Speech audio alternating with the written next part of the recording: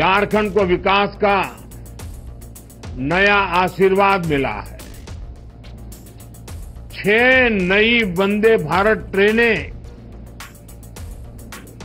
650 करोड़ से ज्यादा की रेलवे परियोजनाएं, कनेक्टिविटी और यात्रा सुविधाओं का विस्तार और इस सबके साथ साथ झारखंड के हजारों लोगों को पीएम आवास योजना के तहत अपना पक्का घर।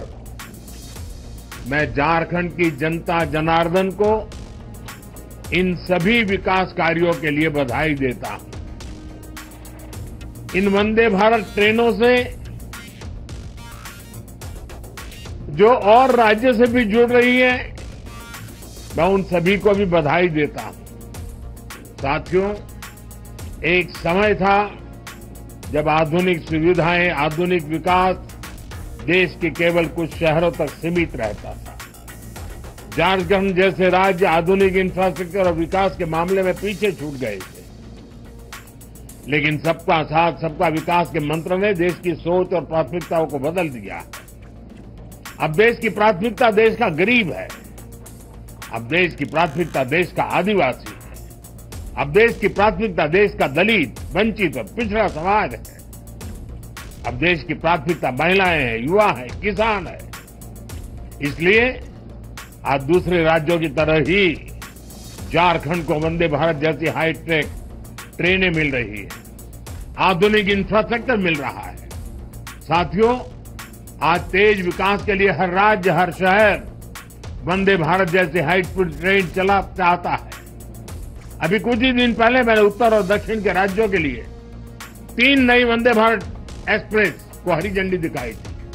और आज टाटानगर से पटना, टाटानगर से उड़ीसा के ब्रह्मपुर, राउरकेला से टाटानगर होते हुए हावड़ा, भागलपुर से दुमका होते हुए हावड़ा, देवघर से गया होते हुए वाराणसी और गया से कोडरमा, पारसनाथ, धनबाद होते हुए हावड़ा के लिए वंदे भारत एक्सप्रेस की सेवा शुरू हुई है।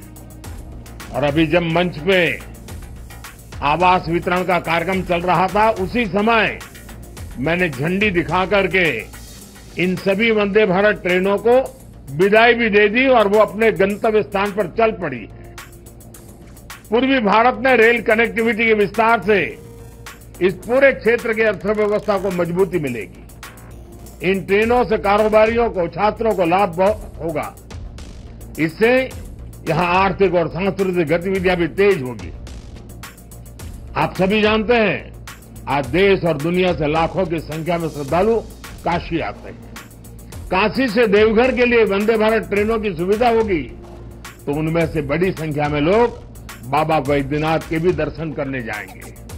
इससे यहां पर्यटन को बढ़ावा मिलेगा। टाटानगर तो देश का इतना बड़ा औद्योगिक केंद्र है, यातायात की अच्छी सुविधा यहां के औद्योगिक विकास को और गति देगी।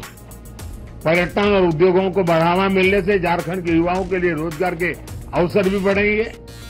साथियों, तेज विकास के लिए आधुनिक रेल इंफ्रास्ट्रक्चर उतना ही जरूरी है।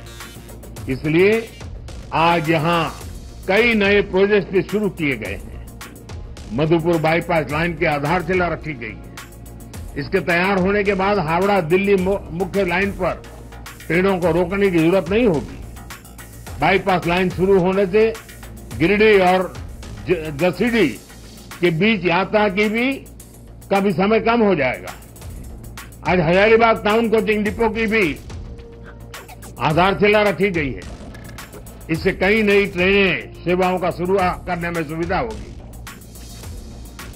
कुरफुरा से कनारोआ तक रेल लाइन का दोहरीकरण होने से झारखंड में रेल कनेक्टिविटी और मजबूत हुई है। इस सेक्शन से दोहरीकरण का काम पूरा होने से अब स्टील उद्योग से जुड़े माल की ढुलाई और आसान हो जाएगी। साथियों, झारखंड के विकास के लिए केंद्र सरकार ने राज्य में निवेश भी बढ़ाया है और काम की गति भी तेज की गई है। इस साल झारखंड में रेल इंफ्रास्ट्रक्चर के विकास के लिए 7,000 करोड़ रुपए से ज्यादा का बजट दिया गया है। अगर हम इसकी तुलना 10 साल पहले मिलने वाले बजट से करें तो ये 16 गुना ज्यादा है। रेल बजट बढ़ने का असर आप लोग देख रहे हैं। आज राज्य में नई रेल लाइन बिछाने उनके दोहरीकरण करने और स्टेशनों पर आधुनिक सुविधाएं बढ़ाने का काम तेजी से हो रहा है।